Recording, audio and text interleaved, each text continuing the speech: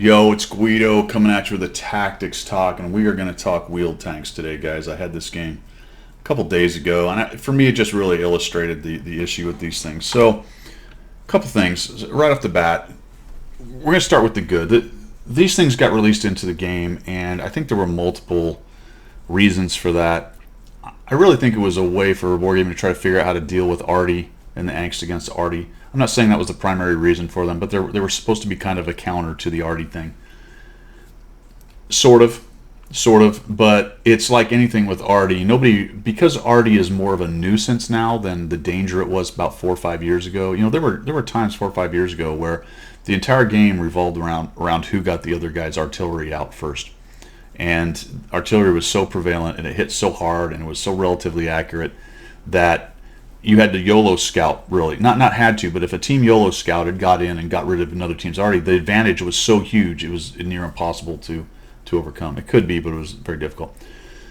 I don't think Artie was at that same position, but it was annoying enough that they had a lot of complaints. So one of the reasons why I think wheel tanks got put in the way they're mech'd is kind of as a counter to Artie, but they don't really get used that way. You see it once in a while, but it's not as critical that you take Artie out. If there's three, it can be, okay, but again, it's not as bad as... So that was one of the reasons. I think the other probably main reason is just content, right? It's a wheeled tank, they're cool, they exist. People have been asking for them for a long time, so they wanted to bring them in. And of course, they want to have a new mechanic to go with them because they like to do that. Most game companies do. They want to take their new content and add a little twist and keep it interesting and fresh and add to their game, which is fantastic.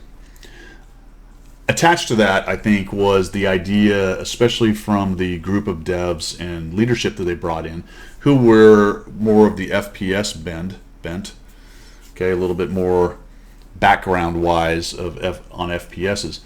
So some of that kind of faster gameplay, and I think that was another reason why they wanted to bring them in there. But, of course, as we all know, the way they were mech'd and the way they mesh into the game is problematic and has been generating a considerable amount of complaints. Enough so that they're now talking about nerfing them in some way. But of course, as with all the nerfs that we get with Wargaming, I talked a little bit about on Sunday. I don't want to come down and say it's not enough or it's enough or the sky's falling, because that's not the point of this channel. I don't do that here. But I will say that in my opinion, what's going to happen is they're going to get nerfed. They're not going to get nerfed enough to change what they do to the game, because that would be silly for them to take a popular gameplay mechanic and completely destroy it. It has a following, it has people that like it, it's very similar to Artie in that respect, that if you completely ground it into the ground or simply just turn it into a tank where if it gets tracked it stops, people are going to leave the game and not like it. This is one of those things, the cat's out of the bag, okay, Pandora's box. That train has left the station and we can't go back. But it doesn't change the fact that we can talk about what it does to the game and why it's bad. One of my biggest concerns with it is this tank in particular. It doesn't look like, at least right now, that the Tier 8 Premium is going to get touched. There's two kind of nerfs that they're doing here. The first one is a mechanics nerf change, if you will. The second one is going to be, looks like gun handling and slight speed reduction. But frankly, changing the tier 10 from 95 to 91 or whatever the 4 or 5 it is, hitting my mic right here, simply isn't going to do anything. That's a placebo. It's a throw the dog a bone. It's a BS. If you dropped 10 or 15 off of it, that would be considerable, but that's nothing. It's not going to do anything. It won't change it. It won't change anything as far as how hard it is to hit. The slowdown mechanic might, and me get to that in a second. There is going to be a gun handling nerf as well along the way. Now, that's connected. How accurate the gun is connected, I think, to the FPS ideology that was brought into the game to kind of bring some of those players in as well. It's kind of interesting, actually, and the accuracy thing is tied into a larger complaint about the game, that people don't like the RNG to a large extent. They want guns to be more accurate. And I do have a sympathy for that, because I have said that also in the past. But I think it's kind of an interesting conundrum for World of Tanks. Because if you removed RNG from shots and every shot went exactly where you pointed it, and pens were a either or thing. Hey, you either had enough pen or you didn't based on armor and pen. There was no randomness involved in it. I think that you would not like that, especially older gamers such as myself and people who are more interested in kind of the mental aspect of the game, because the twitch skills would then be highlighted much more, and you would be getting pixel sniped like crazy. I can almost guarantee you would not like that at all. Then the question becomes, is 25% too much? Can we get somewhere in between? All that kind of thing. Now, that's a whole other subject. But it is attached a little bit to the wheeled tanks, because the wheeled tanks came with very accurate guns. They really do mitigate to a large extent RNG, because as you make those accuracy numbers lower, the RNG is less and less affected. Understood, dispersion's not exactly RNG, but there is a randomness to the dispersion, to where the excuse me, the shell does not go to directly the pixel you're pointing at. I think you understand what I'm talking about. So that has the other thing that mitigated that RNG a little bit is the HE shell was quite good. So you could run around with a quite good HE shell, and because HE herder always does damage, okay, we make fun of it. Last video I actually scoffed it because I hate it, HE, but still, it's still doing damage with nearly every hit. So the accuracy, the auto aim thing that they added to it, which is absolutely asinine. That's a whole nother subject. Why these things have it and the other tanks don't is I don't even know where to start with that, but that's what we have. All these things are added into a tank that it appeals to a certain kind of gamer. Now, we don't want to just put everyone in boxes. I get it. People can play all kinds of things, right? They can like all the tanks, but there are certain tanks that appeal to certain sections of their gamer base. This kind of gameplay appeals to more of the FPS run around, run and gun kind of player. It's not exactly analogous to it. Obviously, it's still tanks. There's still RNG. There's still things, mechanics in there, vision and bushes, all that kind of thing that matter. But it is much closer to a run and gun type of gameplay. So that brings me to this particular match in this video, because my point here is that it just isn't something that I like in the game the way it's mech'd. And I don't think the nerfs are going to change that. That's my opinion as of right now. I don't know what the mechanic's going to look like, and I haven't touched on this yet, but I don't know really what the mechanic's going to look like in game vis-a-vis slowing the tank down more, slowing the wheeled tank down more, which is one of the big complaints. I think if you slow it down enough, it could be similar to being tracked, and it would be easier to pin these things down and get rid of them. At the same time, then, I wonder if they'll be worth playing then. And that's going to be a fine line that Wargaming is going to have to tread. And so taking how this goes in the past with Wargaming, what I think is probably going to happen is there's going to be some minor nerf to it. It won't really change the way the tanks are played. It will probably make some people a little bit irritated that are not quite as good as they were, but I don't think it's going to change anything with the way they affect the game.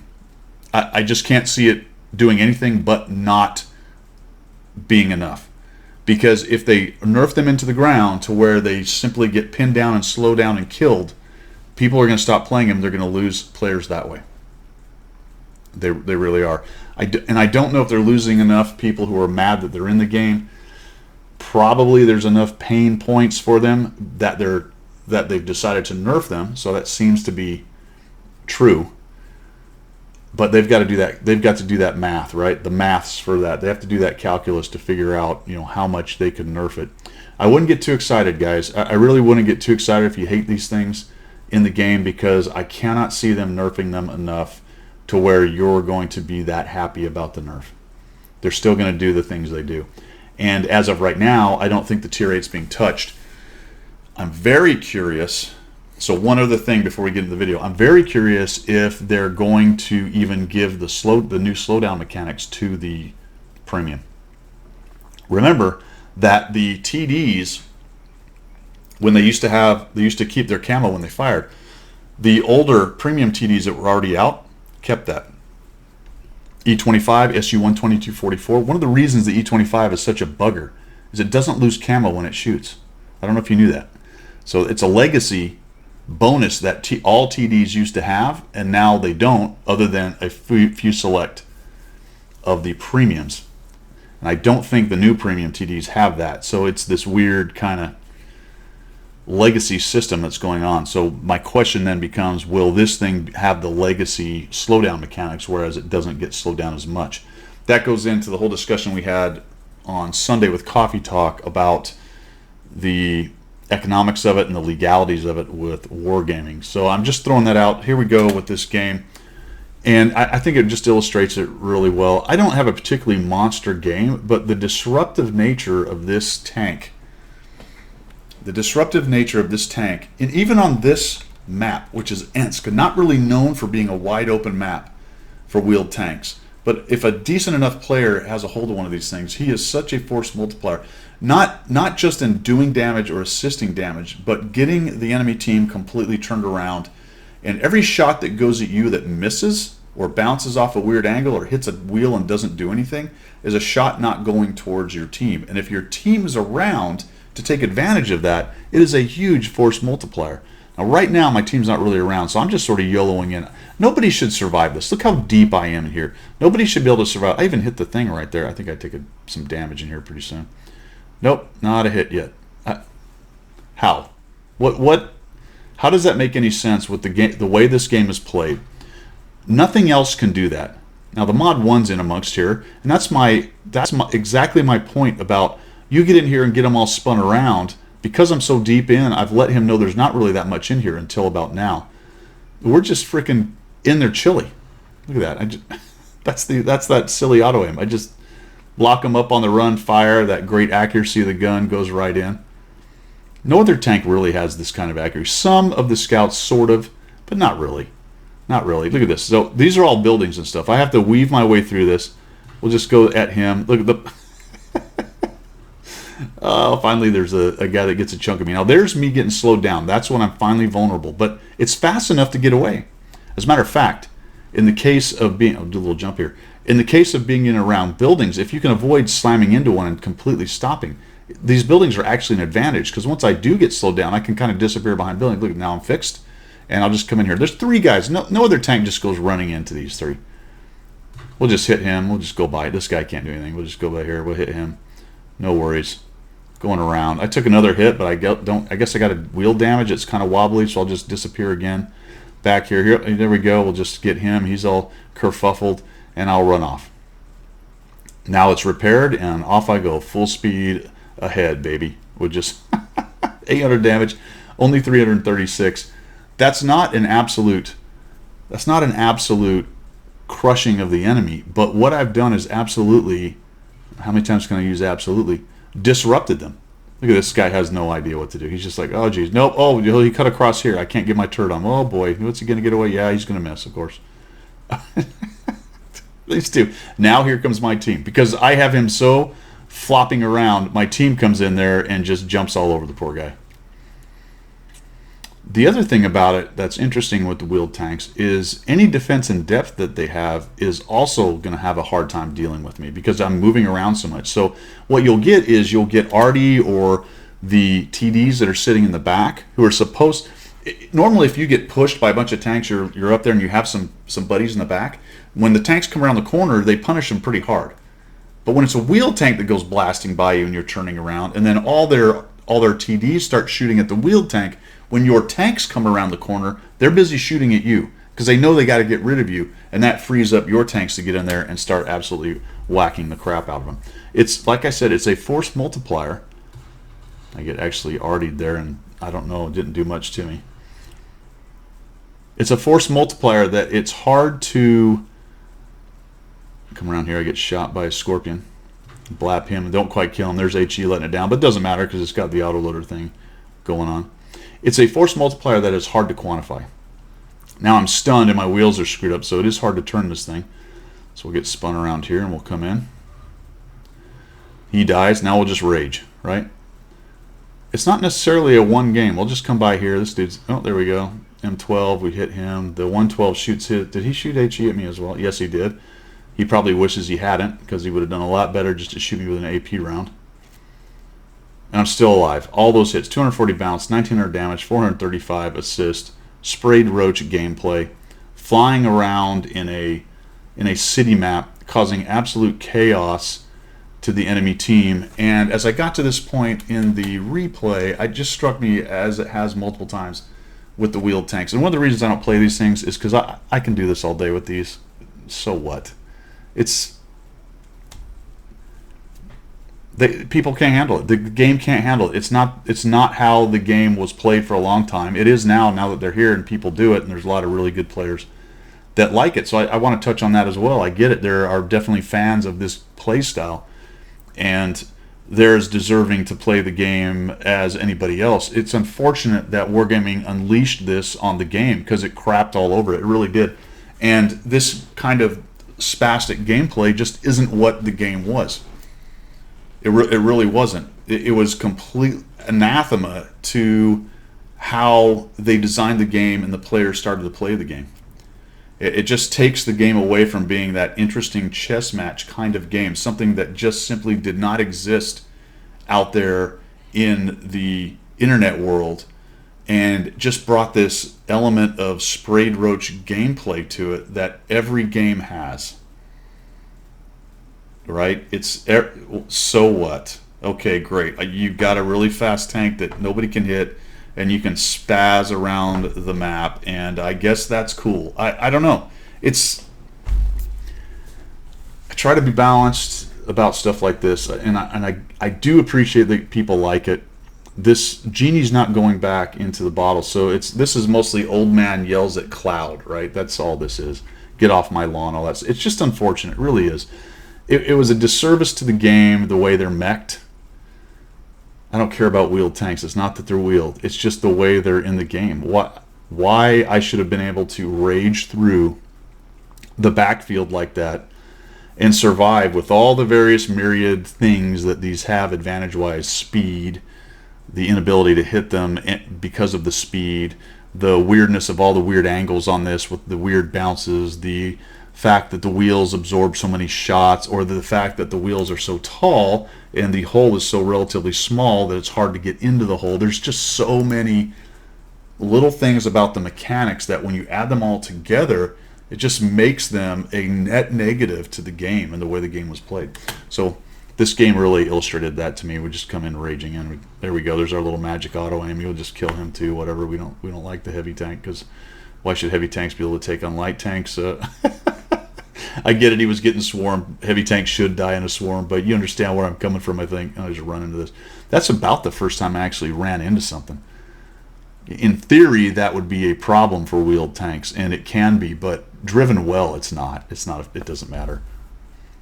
You're not going to get hurt by that kind of stuff. Let's come over here. Do I get a shot? I don't know. Oh, he's upside down, so we'll just put another one into him, and then he gets a kill. And we're at 2,700 damage, 435 assist. We got 3 kills on a city map. I just take my finger and I press the W, and because I have magic auto aim, I have no trouble just flinging HE in every direction. It's yay, it's HE, herder, it always does damage. Holy cow. I've done a couple videos on this, and it is annoying. It is. It's unfortunate. It's not real. I guess it's not annoying. It is what it is. You got to hate that saying. It is what it is to a large extent, but it's unfortunate because I don't think it had to happen.